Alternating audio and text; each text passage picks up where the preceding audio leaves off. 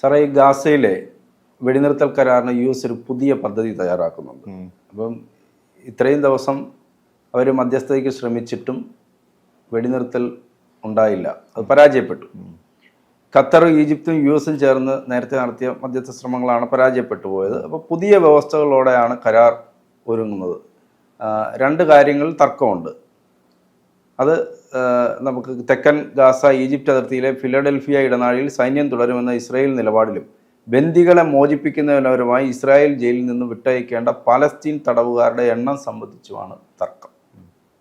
ഇതിൽ രണ്ടും മുട്ടിയാണ് ഇത് വെടിനിർത്തൽ വഴിമുട്ടി നിൽക്കുന്നത്. അല്ല, ഇതിപ്പം ഇസ്രായേലിന് ചിലപ്പോൾ യുദ്ധം വിശ്രമം വേണ്ടി വരും, ചാർജ് ചെയ്യാൻ വേണ്ടിയിട്ട്. നിരന്തരം യുദ്ധമല്ലേ. അതെ, അത് അവർക്കൊരു രസമാണെന്നല്ലേ ഇപ്പം നെതന്യാഹു പറയുന്നത്. അത് രസമാണെന്നൊക്കെ പറയെങ്കിലും ഒരു നമ്മളെപ്പോഴും വല്ലാതെ വലിഞ്ഞു പോയിരിക്കുമ്പോൾ ഒന്ന് റിലാക്സ് ചെയ്യാൻ ആഗ്രഹിക്കും. ഓസ്ട്രേലിയയിൽ തുടങ്ങിയിട്ട് അപ്പോൾ അവർക്ക് വേണ്ടി. പക്ഷേ അവരെ പ്രശ്നം ഇതേപോലെ മറ്റവർ റിലാക്സ് ചെയ്യാൻ പാടില്ല, ഹമാസ് റിലാക്സ് ചെയ്യാൻ പാടില്ല. അതുകൊണ്ടാണ് നിർദ്ദേശങ്ങൾ ഘടിപ്പിക്കുന്നത്. ഹമാസ് ഇതിൻ്റെ ഇടയിൽ റീചാർജ് ചെയ്യരുത്, അതാണ് അവരുടെ ആവശ്യം. അപ്പം അതിന് അവർക്ക് ഗസയിൽ അവർക്ക് സാന്നിധ്യം വേണം. അതുപോലെ തന്നെ റഫ അതിർത്തിയിൽ അവർക്ക് ശക്തമായിട്ടുള്ള സാന്നിധ്യം ഉണ്ടാവണം, ഉറപ്പ് കിട്ടണം. അതായത് അവിടുന്ന് മിസ്യൂസ് ചെയ്യുന്നില്ല. ഇത് പ്രശ്നം എന്ന് വെച്ചാൽ ഇത് അടുത്ത ഘട്ടത്തിലെ യുദ്ധത്തിലേക്കുള്ള ഒരു പോക്കാണ്. ഇസ്രായേൽ ഇവരായിട്ട് നല്ല ബന്ധമാണ്. ഇത് ക്യാമ്പ് ഡേവിഡ് ഉടമ്പടിയായിട്ട് ബന്ധപ്പെട്ട് വന്നിട്ട് കിസിഞ്ചറിന്റെ ക്യാമ്പ് ഡേവിഡ് ഉടമ്പടി ഉണ്ട്. അതുമായിട്ട് ബന്ധപ്പെട്ടാണ് ഇസ്രായേൽ ഇന്നെ ഈജിപ്റ്റ് അംഗീകരിക്കുന്നത്. ഇവർ തമ്മിൽ നല്ല ബന്ധം, ഇപ്പം അവർ തമ്മിൽ നല്ല ബന്ധമാണ്. അങ്ങനെ 7th ഡേ വാറിൽ ഈജിപ്തിൽ നിന്ന് പിടിച്ചെടുത്ത ഗോലാൻ ഹൈറ്റ്സ് ഒക്കെ ഇവർ തിരിച്ചു കൊടുത്തിരുന്നു. അപ്പം ഇനി അങ്ങോട്ട് ഇവരുടെ വിശാല ഇസ്രായേൽ സ്വപ്നത്തിൽ ഈജിപ്തിൻ്റെ ഒരു ഭാഗം ഇവരുടെ വിശാല ഇസ്രായേലിൻ്റെ ഭാഗമായിട്ട് വരുന്നുണ്ട്. അപ്പോൾ ഈജിപ്തുമായിട്ട് ഒരു ഒരസലുണ്ടാക്കി വെക്കുക എന്നുള്ളതാണ് ഇപ്പോഴത്തെ പരിപാടി എന്നാണ് എനിക്ക് തോന്നുന്നത്. അതുകൊണ്ടാണ് ഈ റഫ അതിർത്തിയുടെ കാര്യം, ഈജിപ്ഷ്യൻ അതിർത്തികൾ മിസ്യൂസ് ചെയ്യുന്നുള്ള കാര്യങ്ങളൊക്കെ ഉന്നയിക്കുന്നത്. അപ്പോൾ ഇസ്രായേലിനെ സംബന്ധിച്ചിടത്തോളം ഒരു റിലാക്സ് ചെയ്യാൻ അവർ ആഗ്രഹിക്കുന്നു. പക്ഷേ അതിൻ്റെ പ്രശ്നം എന്ന് വെച്ചാൽ മറ്റവർ അതിൻ്റെ ഇടയ്ക്ക് റീചാർജ് ചെയ്യരുത്. ഇനിയിപ്പോൾ ഹമാസിനെ സംബന്ധിച്ചിടത്തോളം അവർ വിചാരിച്ച പോലെ കാര്യങ്ങൾ നീങ്ങിയില്ല. അവർ ഈ ബന്ദികളെ വെച്ചുകൊണ്ട് വിലപേശി കാര്യങ്ങൾ നടത്താമെന്ന് അവർ തെറ്റിദ്ധരിച്ചു.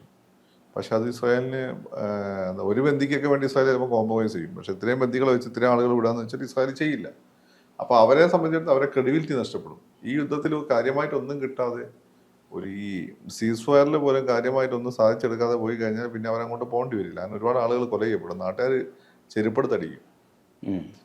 ഇതിനകത്ത് ഈ നമ്മൾ പറഞ്ഞ ഫിലഡൽഫിയ ഇടനാഴി, അവിടെ നിന്ന് ഹമാസിനൊപ്പം സൗദി അറേബ്യ അടക്കം 5 അറബ് രാജ്യങ്ങൾ യുദ്ധാനന്തരവും ഫിലാഡൽഫിയ ഇടനാഴിയിൽ ഇസ്രായേൽ സൈന്യം തുടരാനുള്ള നീക്കത്തെ എതിർക്കുന്നുണ്ട്. സൗദി അറേബ്യയും ഹമാസും ചേർന്നിട്ടാണ് എതിർക്കുക. അവർ ഹമാസ് സ്വാഭാവികമായി എതിർക്കും. അല്ല, അവരെ എതിർത്തിട്ട് കാര്യമില്ലല്ലോ. ഇസ്രായേലിന്റെ ഒരു ലക്ഷ്യം എന്ന് വെച്ചാൽ ഹമാസിനെ റീചാർജ് ചെയ്യരുത് എന്നുള്ളതാണ്. Finish Hamas. ഹമാസിനെ കൊണ്ടുള്ള ഉപയോഗം കഴിഞ്ഞു.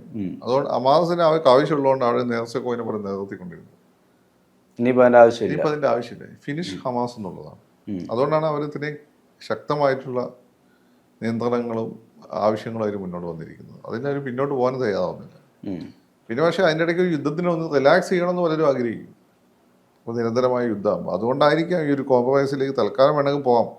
പക്ഷെ അതിന് വെക്കുന്ന നിർദ്ദേശങ്ങളൊന്നും തന്നെ അവർ മറ്റവർ സ്വീകരിച്ചാൽ അവരില്ല, അവർ ഫിനിഷ്ഡാണ്. അപ്പം ഇത് ഫൈനലി പോകുന്നതെന്ന് വെച്ചാൽ ഇസ്രായേലിനെ സംബന്ധിച്ചിടത്തോളം അവർ 100 വർഷത്തോളം നിരന്തരം യുദ്ധം ചെയ്യാൻ വേണ്ടി പ്രിപ്പയർഡാണ്. അപ്പോൾ അവരെ സംബന്ധിച്ച് വിശാല ഇസ്രായേൽ സ്ഥാപിക്കപ്പെട്ടിട്ട് ലോകത്തെ ഒരു 2ാമത്തെ ശക്തിയായിട്ട്, അതായത് ശരി അമേരിക്ക പോലെ സൂപ്പർ പവറായിട്ട് 2ാമത്തെ ശക്തി എന്ന് വെച്ചാൽ റഷ്യ ഇവരും വെച്ച് നോക്കുമ്പോൾ സൈബർ വാർഫെയറിലൊക്കെ ഇവരാണ് 2ാമത്തെ ശക്തി. പക്ഷേ കൺവെൻഷണൽ വാർഫെയറും അറ്റോമിക് വാർഫെയറും നോക്കുമ്പോൾ റഷ്യയാണ് 2ാമത്തെ ശക്തി. ഇതാണ് ഇവർ തമ്മിലുള്ള വ്യത്യാസം. അപ്പോൾ അമേരിക്ക ഇതിലെല്ലാം 1ാമത്തെ ശക്തിയാണ്. റഷ്യ ഇവരും ചില മേഖലയിൽ റഷ്യക്ക് സ്വാധീനമുണ്ട്, ഇവർക്ക് സ്വാധീനമുണ്ട്. ചൈന ഇവർ തൊട്ടടുത്ത് നിൽക്കുന്ന ഈ 2 മേഖല ഇവർക്ക് തൊട്ടടുത്ത് നിൽക്കുന്നതാണ്. ഈ മിലിറ്ററി സ്വാധീനം കൊണ്ടാണെങ്കിൽ മിലിറ്ററി വരും, എക്കണോമിക് പവർ എന്ന രീതിയിൽ. റഷ്യക്ക് ഇക്കണോമിക് പവർ ഇല്ല, എന്നാൽ ഇസ്രായേലിനോ ചൈനയ്ക്കും എക്കണോമിക് പവറുണ്ട്. അപ്പം ഈ ഒരു സാഹചര്യത്തിൽ അപ്പം റഷ്യ ഈ വിശാല ഇസ്രായേൽ സ്ഥാപിക്കാൻ വേണ്ടിയിട്ട് അടുത്ത ലക്ഷ്യത്തിലേക്ക് അവർ കാലുവെക്കുമ്പോൾ അവർക്ക് ഗസ എന്നുള്ള തലവേദന ഇനി വെക്കാൻ പറ്റില്ല. ഗസയിൽ പുതിയ സെറ്റിൽമെൻറ്റ് വരും അവർ. അതിന് ഇസ്രായേലിന്റെ ഭാഗമാക്കും. അവിടെയുള്ള ജനങ്ങളെ പക്ഷെ അംഗീകരിക്കില്ല. ഗസേന അവർക്ക് വേണം, പക്ഷെ ജനങ്ങൾ അംഗീകരിക്കില്ല. അപ്പൊ അതിന് ലോകത്തിന്റെ മൈൻഡ് അത് മനസ്സിലാക്കി എടുക്കാൻ കുറച്ച് ടൈം അവർക്ക് ആവശ്യമുണ്ട്. ആ ടൈമാണ് ഇപ്പോൾ അവർ ബൈ ചെയ്യുന്നത്. അത് കഴിഞ്ഞാൽ അവർ ലെബനനിലേക്ക് പോകും, സിറിയയിലേക്ക് പോകും. ലെബനൻ സിറിയ അത്യധികമായിട്ട് അവർ കീഴടക്കും. എന്നിട്ട് അവിടെ അടുത്ത ഘട്ടത്തിൽ ഈജിപ്തിലേക്ക് പോകും. ഈജിപ്തിന്റെ ആ ഒരു സൂയസ് കനാൽ കടന്നു പോകുന്ന ആ സൈഡ് അവർ പിടിച്ചെടുക്കും. ഇതാണ് ഇസ്രായേലിന്റെ അപ്പോഴത്തെ ലക്ഷ്യം. അതിനൊരു 50 വർഷത്തെങ്കിലും സ്ട്രാറ്റജി വെച്ചുകൊണ്ടാണ് അവർ മുന്നോട്ട് പോകുന്നത്. പക്ഷെ ഇപ്പൊ അവരുടെ അത്രയും പ്രദേശം അവർ പിടിച്ചെടുത്തിട്ട് പണ്ടത്തെ ഫെർട്ടൈൽ ക്രസന്റ് എന്ന് പറഞ്ഞിട്ടുള്ള ഒരു പ്രദേശമുണ്ട്. ലോകത്തെ ഒരു ആദ്യമായിട്ട് അഗ്രികൾച്ചർ കൾട്ടിവേഷൻ ഒക്കെ നടന്നിട്ടുള്ള ഏരിയ. ഈ എബ്രഹാമിന്റെ ഒക്കെ ഒരു സ്വാധീനമുള്ള ഏരിയ. അപ്പം ഈ ഈജിപ്ഷ്യൻ സിവിലൈസേഷനും മൊസപ്പൊട്ടേമിയൻ സിവിലൈസേഷനും കൂടി കണക്ട് ചെയ്തിട്ടുള്ള മെഡിറ്ററേനിയനിലെ ചുറ്റി വരിഞ്ഞുകൊണ്ടുള്ള ആ സൈഡിൽ കൂടെ ഏഷ്യനെ ആഫ്രിക്കനെ കണക്ട് ചെയ്തുകൊണ്ടുള്ള യൂഫ്രട്ടീസ്, ടൈഗ്രീസ്, നൈൽ ഈ 3 നദികൾ ചേർന്നിട്ടുള്ള ഒരു പ്രദേശമുണ്ട്. അവിടെയാണ് ജെറീക്കോ എന്നൊക്കെ പറയുന്നത്. ജെറീക്കോനാണ് പിന്നെ ജോഷിയ നശിപ്പിക്കുന്നത് തിരിച്ചു വന്നിട്ട്. അവിടെ ആ പ്രദേശമാണ് ഇസ്രായേൽ സ്വപ്നം കാണുന്നത്. അതാണ് പാലും തേനും ഒഴുകുന്ന കാനാൻ ദേശം. അതായത് ഈജിപ്റ്റ് കൂടി പിന്നെ എക്സ്റ്റെൻഡ് ചെയ്ത് പോകുന്നു. അപ്പോൾ ഈ കാനാൻ ദേശത്തിൻ്റെ ഭാഗമായിരുന്നു പണ്ടത്തെ ഇസ്രായേൽ, അതുപോലെ തന്നെ ലെബനൻ ഇതിൻ്റെ ഭാഗമായിരുന്നു.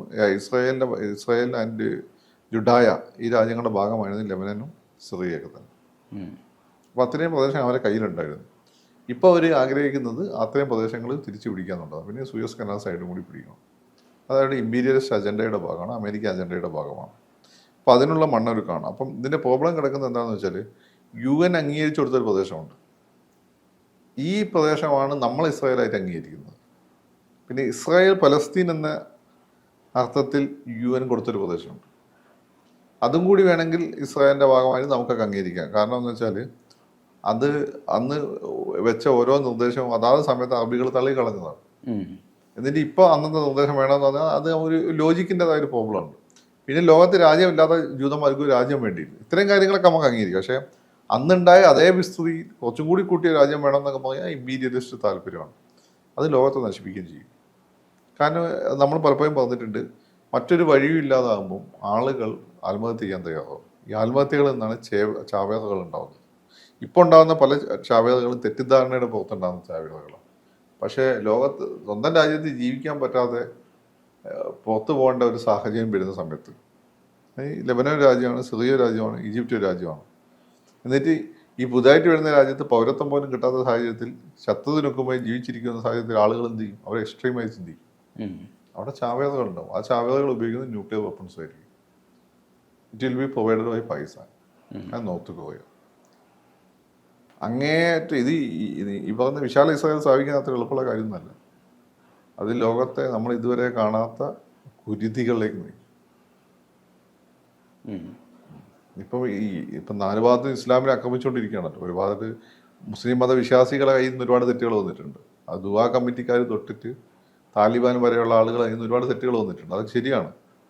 ആ തെറ്റുകളൊക്കെ റെക്ടിഫൈ ചെയ്യണം, അത് തിരുത്തണം. പക്ഷെ അത് വിചാരിച്ച് ഇസ്ലാം എന്നുള്ള മതത്തെ ലോക ഭൂപടത്തിൽ നിന്ന് തുടച്ചു മാറ്റാൻ അവരും ഉണ്ടാതിരിക്കും. അതല്ല ഇപ്പോഴത്തെ പ്രശ്നം. ഇപ്പം കാശ്മീരിൽ തീവ്രവാദികൾ കാണിക്കുന്നത് തോന്നിയാസമാണ്, നമ്മൾ കാശ്മീർ തീവ്രവാദികളെ എതിർക്കുന്നു.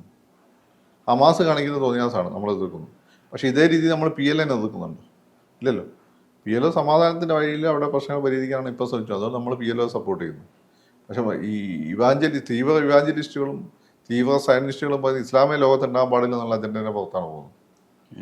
അപ്പം ഈ പറഞ്ഞ കടുത്ത ഇസ്ലാമ മതവിശ്വാസികളായ ആളുകൾ എന്ത് ചെയ്യും? അവരുണ്ടാതിരിക്കും. ഞങ്ങൾക്ക് ജീവിക്കാൻ സൗകര്യമില്ല, പിന്നെ അവരെന്ത് ചെയ്യും? എല്ലാം മൊത്തം നശിപ്പിക്കാൻ അവർ തീരുമാനിക്കില്ലേ? അങ്ങനെ ഈ അപകടകരമായ അവസ്ഥയിലേക്കാണ് കാര്യങ്ങൾ പോയിക്കൊണ്ടിരിക്കുന്നത്. ഇങ്ങനെയാണ് യൂറോപ്പ് പണ്ട് കുരിശുയുദ്ധം ഉണ്ടായത്. കാരണം ഈ പറയുന്ന ജെറൂസലേം ഉൾപ്പെടെയുള്ള പ്രദേശം മുസ്ലിംസ് അറബികൾ പിടിച്ചെടുക്കുന്നു.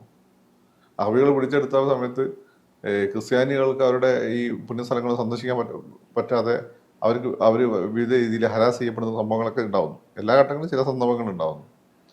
യൂറോപ്പിലാണെങ്കിൽ ഇവർ ഫ്യൂഡൽ ലോഡ്സ് ആയിട്ടുള്ള ക്രിസ്ത്യൻസ് പരസ്പരം അടികൂടി നശിക്കുന്നു. ഇത് കണ്ടിട്ടാണ് പോപ്പ് പോയി പലസ്തീൻ മോചിപ്പിക്കുന്നതെന്ന് തിരിച്ചയക്കുന്നത്, അവരെ പലസ്തീനെ തിരിച്ചയക്കുന്നത്. അത് ക്രിസ്ത്യാനികളുടെ അടുത്ത് ഒരു സൂയിസൈഡ് മിഷനായിരുന്നു. അവിടെ പോയി തിരിച്ചു വരുന്ന ഒരു ഒപ്പുമില്ല. അതായത് നടത്തിയത്. അതാ അവരുടെ അവസ്ഥയാണ്. ഇങ്ങനെയുള്ള അവസ്ഥകൾ മുമ്പ് ചരിത്രത്തിൽ ഉണ്ടായിട്ടുണ്ട്. അതിന് 4ാമത്തെ കുരിശുയുദ്ധം എന്നൊക്കെ പറഞ്ഞാൽ പിള്ളേരെ നടത്തിയത്. ഒരു പയ്യന് പിന്നെ ഒരു വെളിപാടുണ്ടാവും. ജീസസ് അവനോട് വന്ന് പറഞ്ഞു, നീ നമ്മളെ മതത്തിന് വേണ്ടി ഫൈറ്റ് ചെയ്യണം. നീമക്ക് പോയ പയ്യന്മാരെയും കൂടി കൂട്ടിപ്പോയി. അവിടുന്ന് എല്ലാം മരിച്ചുപോയി, യുദ്ധത്തിലെല്ലാം മരിച്ചുപോയി. അപ്പം ഇതാണ് സാഹചര്യം. അപ്പം ഇസ്രായേലിൻ്റെ ഇപ്പോഴത്തെ പോക്ക്, ഈ ഹമാസ് എന്തോ ആയിക്കോട്ടെ, ഹമാസിനെ ഫിനിഷ് ചെയ്യാനാണ് തീരുമാനിച്ചത്. ഹമാസ് ഫിനിഷ് ചെയ്യപ്പെട്ട സംഘടന, കാര്യം സംശയമൊന്നുമില്ല. പക്ഷേ ഇതൊരു സ്റ്റെപ്പിംഗ് സ്റ്റോൺ ആണെന്നുള്ളതാണ് ഇതിൻ്റെ അപകടം കിടക്കുന്നത്. കൂടുതൽ വാർത്തകളും വിശേഷങ്ങളും നിങ്ങളിലേക്ക് എത്താൻ ABC മലയാളം സബ്സ്ക്രൈബ് ചെയ്യുക, ബെൽ ബട്ടണും അമർത്തുക.